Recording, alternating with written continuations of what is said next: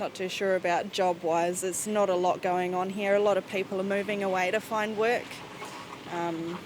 But yeah, it's always going to be ups and downs on the coast, especially when it comes to a mining town.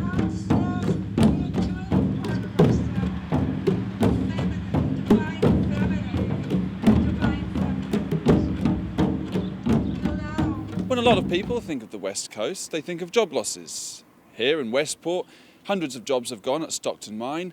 The local cement plant has closed down recently, and with it, 105 jobs have gone there. We're in town today to find out what the future looks like for young people. How's Westport doing? Yeah, it's alright, it's Westport. I'm a horrible public speaker, by the way. There's definitely been positive changes on the coast. It's always been a bit of a struggle though, I think, for locals, finding work here, and with the mines closing and, well, maybe not so much closing, but slowing down and vamping up again. I came down here and met up with a friend from uni, and we've started a company in which we're actually creating jobs. If I can find work at the end of the year, I'm doing an engineering course at the moment. If I can find work after that, I'll stick around. But You want to stick around in Westport? Yeah. Why'd you like it? Beaches, alright weather, good hills like Denniston to go drift triking on and stuff, so can't complain. There's always something new happening up the street, meaning the main street. But yeah, no, not really too much has changed. There's a few decent facilities for the young ones to go to, like the Solid Energy Centre, the skate park.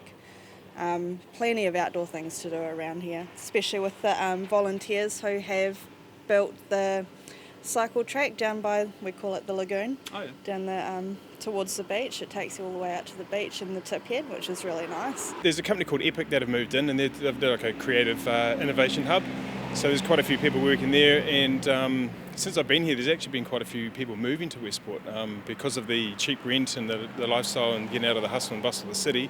If you run the type of work where you can sort of work remotely, it's actually a really nice place to come to. We'd heard a few people around town mention the name Epic, so we headed to its headquarters to have a chat with co-founder Tash Barnes-Delica to find out what all the fuss was about. Please tell me, what is Epic? So Epic is, we're an innovation hub, which is a weird word that doesn't really mean anything, but effectively we're a big co-working space, so a big shed that's behind us here, split into lots of different offices, and then lots of common space like lounge rooms and kitchens and big open desk areas. And so our mission was to really kickstart digital business on the coast.